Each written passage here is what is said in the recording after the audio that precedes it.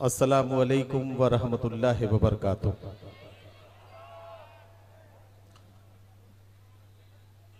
जिंदा दिल लोगों का जिला बलरामपुर बेबाकी और जिंदा दिली के नाम से मशहूर ये कस्बा उतरौला और आपस के इत्तेफाक और इत्तेहाद का अगर कोई दूसरा नाम रखा जा सकता है तो शायद उसका नाम उतरौला रखना चाहिए। इसके लिए मैं उतरौला और उतरौला के इतराफ से आए हुए तमाम मोहब्बत करने वाले लोगों को मुबारकबाद पेश करता हूं।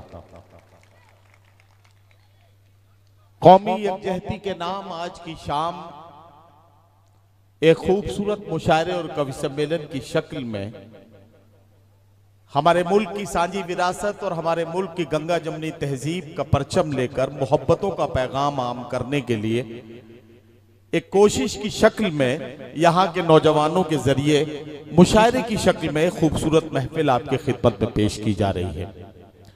इस मुशायरे में मेहमान खुसूसी के तौर पर मोहतरम doctor ON Pandey ji SCPM hospital Gonda को तशरीफ लाना है। हम उनके मुंतजिर हैं, हम उनका इंतजार कर रहे हैं। मुशायरे की सरपरस्ती फरमा रहे हैं और उन्हीं को मुशायरे की सदारत भी फरमानी है मोहतरम डॉक्टर सनाउल्लाह खान साहब। जनाब डॉक्टर अब्दुल कय्यूम साहब ENT सर्जन बलरामपुर हमारे बीच में तशरीफ रखते हैं। मोहतरम बैजनाथ दुबे साहब साबिक MLA कटरा हमारे बीच में यहाँ तशरीफ रखते हैं। जनाब मसूद आलम साहब गोंडा से हमारे बीच में तशरीफ लाए हैं। जनाब अरशद खान साहब जिला सदर गोंडा हमारे बीच में तशरीफ रखते हैं। अनूप चंद्र गुप्ता जी चेयरमैन प्रतिनिधि उतरौला हमारे बीच में यहाँ तशरीफ रखते हैं। जनाब डॉक्टर एहसानुल्लाह साहब और जनाब डॉक्टर अब्दुल रहीम साहब, डॉक्टर अताउल्लाह साहब, इन तमाम अदब दोस्तों का भी जिक्र करना जरूरी समझता हूँ। मुशायरे की कमेटी के जिम्मेदारों में सदर मोहतरम फरीद उद्दीन खान साहब, मोहसिन नियाजी साहब, कन्वीनर रिजवानुल्लाह साहब, नायब सदर मोहम्मद सादिक उर्फ सब्बू, खाजिन सलमान रजा और सेक्रेटरी कलीमुल्लाह साहब, ये तमाम वो अदब दोस्त हैं जिनकी मेहनतों और काविशों के जरिए आज की ये खूबसूरत महफिल अपने अमल में आ पाई है और ये खूबसूरत इनकाद आप देख रहे हैं। मैंने सदर अली वकार से इजाजत मांगी कि मुझे मुशायरा शुरू करने की इजाजत दें। सदर अली वकार ने मुझे इजाजत दी, लेकिन मेरा मानना हजरात गिरामी यह है कि सिर्फ सदर साहब के इजाजत दे देने भर से, शोरा इकराम के आकर डाइस पर बैठ जाने से, मुंतजिमीन के बड़े खूबसूरत इंतजाम सजा लेने से किसी मुशायरे की कामयाबी की जमानत नहीं मिलती। कोई भी मुशायरा हो, मुशायरे की महफिल हो, कामयाब तब होती है जब उसे आप जैसे अच्छे सुनने वाले मिल जाते हैं। मैं आपको इस मुशायरे का सबसे कीमती हिस्सा मानता हूं और आपसे इजाजत मांगता हूं। इजाजत दें तो मैं मुशायरा शुरू करूं। इजाजत है?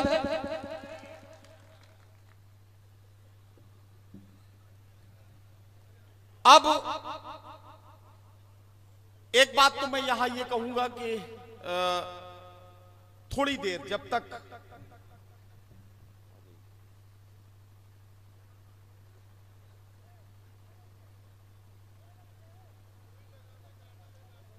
नहीं वो ये जरूरी होता है, इससे आदमी कंपनी का मालूम होता है, तो इसलिए मैंने लगवा भी लिया उसे। लेकिन भाई साहब आपसे निवेदन करूंगा, कोई माला लेकर मत आइएगा, क्योंकि मैं जैसे ही स्पीड बढ़ाऊंगा और आप माला लेकर आ जाएंगे तो फिर मुझे रोकना पड़ेगा काम को। तो इसलिए अब कोई माला लेकर मत आइएगा। यहां से वहां तक आप लोग हमें धुंधले धुंधले से नजर आ रहे हैं, लेकिन कि आपकी आवाज की चमक है जो हमें यह यकीन दिला सकती है कि आप कहां कहां बैठे हैं। तो एक बार पूरा मजमा जोरदार तालियों से अपने मेहमानों का इस्तकबाल करके बताएं कि आप कहां कहां बैठे हैं, ताकि मुझे अंदाजा लग जाए और मैं मुशायरा शुरू कर सकूं। अच्छा देखिए, हमारे मेहमान खुसूसी जिनका हम बहुत बेसब्री से इंतजार कर रहे थे, मोहतरम ON पांडे जी हमारे बीच में तशरीफ ले आए। मोहतरम doctor ON Pandey ji SCPM hospital Gonda हमारे बीच में तशरीफ ले आए हैं। हम पांडे जी का बहुत बहुत इस्तकबाल करते हैं और बड़े आदर और सम्मान के साथ उनसे निवेदन करते हैं कि वो अपनी नशिस्त में तशरीफ लाएं। मोहतरम डॉक्टर ON पांडे जी हमारे मेहमान खुसूसी हैं। उनके जाहिर है कि उनकी मौजूदगी हमारे मुशायरे की वकार का हिस्सा है। मैं उनकी मौजूदगी को सलाम पेश करता हूं और उनसे गुजारिश करता हूं तशरीफ रखें। अगर मुंतजमीन को उनका इस्तकबाल करना है तो शायद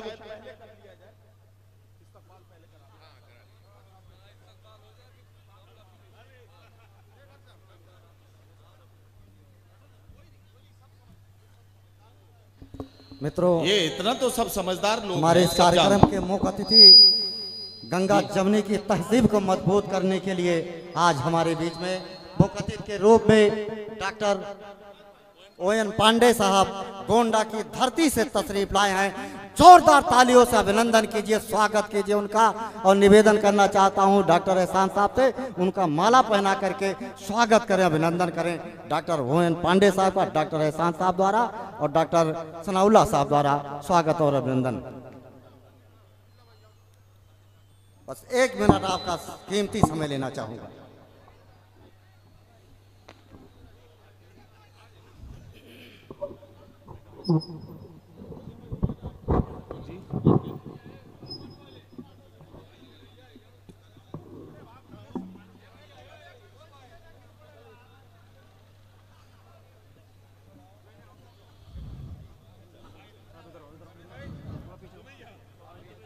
हाँ भाई, हमारे मेहमान खुसूसी SCPM हॉस्पिटल गोंडा के रूहे रवा डॉक्टर ON पांडे जी हमारे बीच में यहाँ तशरीफ रखते हैं। हम मुशारा कमेटी की जानिब से उनका इस्तकबाल कर रहे हैं और आप सब भी अगर इस यादगार लम्हे को और ज्यादा यादगार बना दें तो एक बार तालियों की गूंज शामिल करके अपने मेहमान का जोरदार इस्तकबाल करके आप इस लम्हे को और ज्यादा यादगार बना सकते हैं। डॉक्टर ON पांडे जी किसी तारुफ के मोहताज नहीं हैं। उन्होंने मेडिकल फील्ड में जिस तरह से अवाम के दर्द और अवाम के एहसास को अपनी खिदमत के जरिए जिस तरह से लोगों के करीब आकर उन्होंने लोगों की खिदमत की है, यकीन जानिए कि डॉक्टर ON पांडे जी को इसके लिए मुबारकबाद दी जानी चाहिए।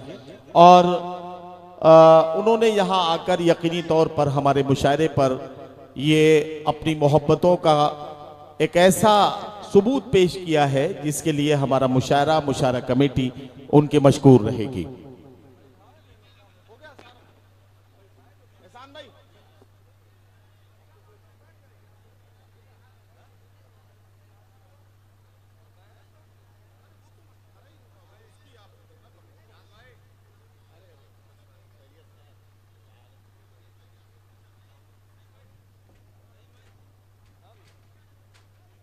अभी हो गया क्या एहसान भाई? हो गया ना? चलिए, तो मैं एक बार फिर आप सबसे इजाजत चाहता हूं। इजाजत दें तो मैं मुशायरा शुरू करूं। अब सारे काम हो चुके हैं, हम डॉक्टर पांडे जी का इंतजार कर रहे थे और वो भी तशरीफ ले आए। तो इसका मतलब ये है कि हमारे मुशायरे का कि जितने चांद और सितारे थे, जितने सूरज चांद सितारे इस कहकशा में, वो सारे यहाँ मौजूद हैं और उसकी चमक में ये मुशायरा अब अपना सफर शुरू कर रहा है।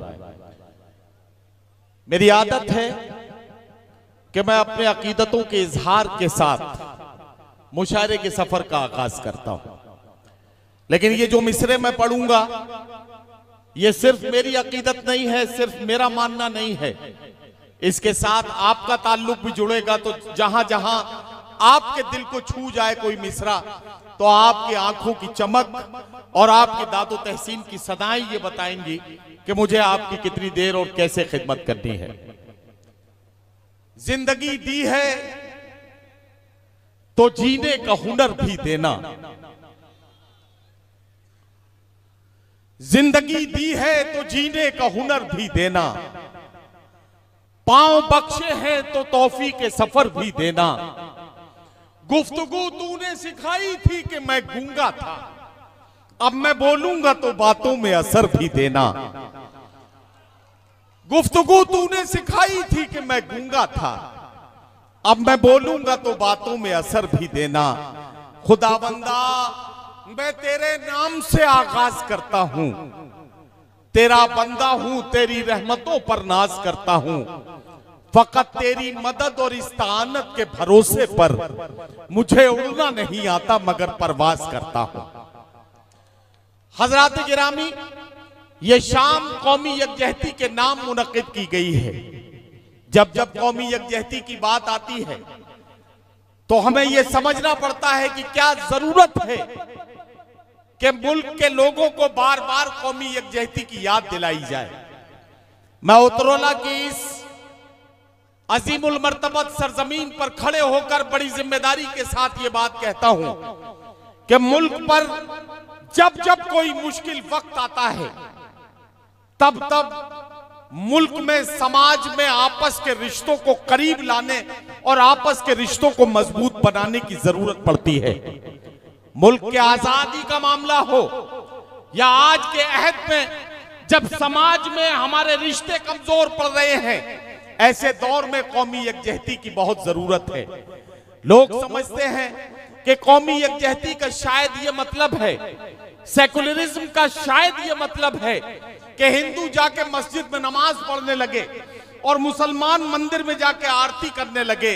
मेरे भाइयों, इसका यह मतलब बिल्कुल नहीं है, बल्कि कौमी यकजहती, गंगा जमनी तहजीब का मतलब यह है कि आप जिस मजहब के मानने वाले हैं अपनी अकीदतों के हिसाब से अपनी इबादत करें, लेकिन दूसरों की अकीदतों के लिए इतनी गुंजाइश रखें कि जब वो अपनी अकीदतों पर अमल कर रहे हो तो आप उन्हें आदर और सम्मान के साथ अपने समाज में बड़ी मोहब्बत के साथ आप उन्हें जगह दे सकें। यह है कौमी यकजहती जिसके लिए हम और आप जमा हुए हैं।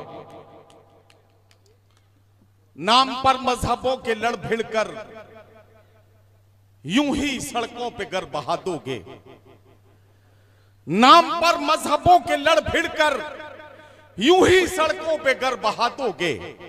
सरहदों ने अगर लहू मांगा, दोस्तों सरहदों को क्या दोगे। बड़ा अजीब मामला है।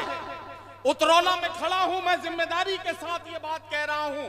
यहां तमाम लोग बैठे हैं, मोहतरम ओएन पांडे जी और उनके साथ में जितने मेहमानान यहां हैं, और आप सबको शरीक करके एक बात कहना चाहता हूं कि इन दिनों हमें कौमी यकजहती की बात ऐसे भी करनी पड़ रही है कि कुछ महीने हो चुके हैं बंद है हम पर मटन।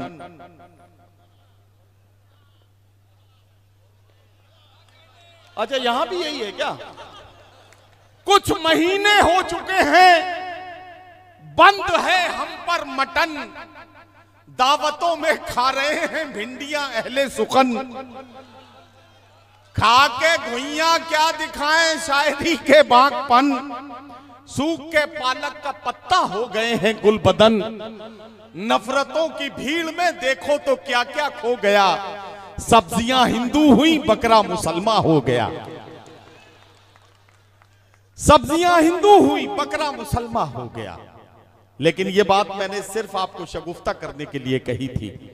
सच्चा पैगाम तो यह है जो मैं आपको देने जा रहा हूं। यहां जितने नौजवान बैठे हैं, जितने यहां मेरे छोटे भाई छोटे बच्चे बैठे हैं, इन सबको बताना चाहता हूं, सोशल मीडिया आपके हाथ में, आपके मोबाइल के जरिए आपको मिलने वाला एक बहुत बड़ा हथियार है। लेकिन यह ऐसा दुधारी हथियार है जो आपको ताकत भी देता है और आपको कमजोर भी करता है। आपको ताकत भी देता है और आपको कमजोर भी बनाता है। ऐसा है सोशल मीडिया का दुधारीपन। इसको समझना है। मैं एक बात बड़ी जिम्मेदारी के साथ कहने जा रहा हूं, और वो ये है कि कौमी यकजहती की बातें तो बहुत लोग करते हैं, उसकी तरकीब कोई नहीं बताता। मैं आपको तरकीब बता के जाना चाहता हूं, और उत्तरौला के लोगों आपको कसम देता हूं, अगर तरकीब सही है, तरकीब सच्ची है, तो आप अपनी दुआओं से मुझे नवाजेंगे, ऐसा मुझे यकीन है। और वो तरकीब ये है कि अगर आप रामप्रसाद बिस्मिल हैं, पांडे जी, अगर आप रामप्रसाद बिस्मिल हैं तो अपने आसपास गौर से देखिए और किसी अशफाकुल्ला खान को तलाश कीजिए, या फिर आप अशफाकुल्ला खान हैं तो तलाश करें, गौर करें, देखें, ढूंढें, कोई ना कोई रामप्रसाद बिस्मिल आपको मिल ही जाएगा।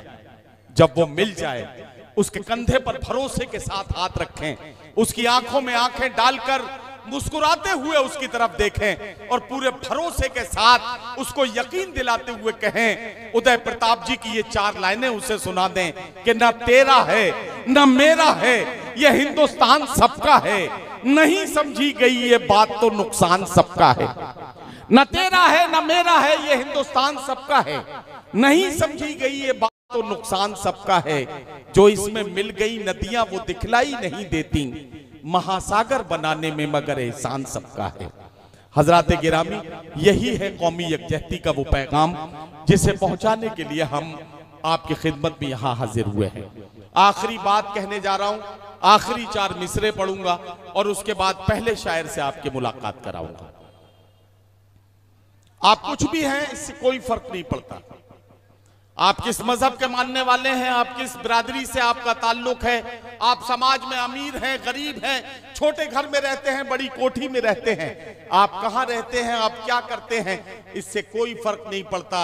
सिर्फ इस बात पर यकीन रखिए, आपकी सारी पहचानें उस वक्त तक हैं जब तक आप मुल्क के अंदर हैं। अल्लाह का शुक्र है, तकरीबन 20 मुल्कों में मुझे जाने का मौका मिला है। जब तक आप हिंदुस्तान के अंदर होते हैं तब तक आप हिंदू होते हैं, मुसलमान होते हैं, सिख होते हैं, ईसाई होते हैं, आप अपनी अपनी बिरादरियों के शख्स होते हैं।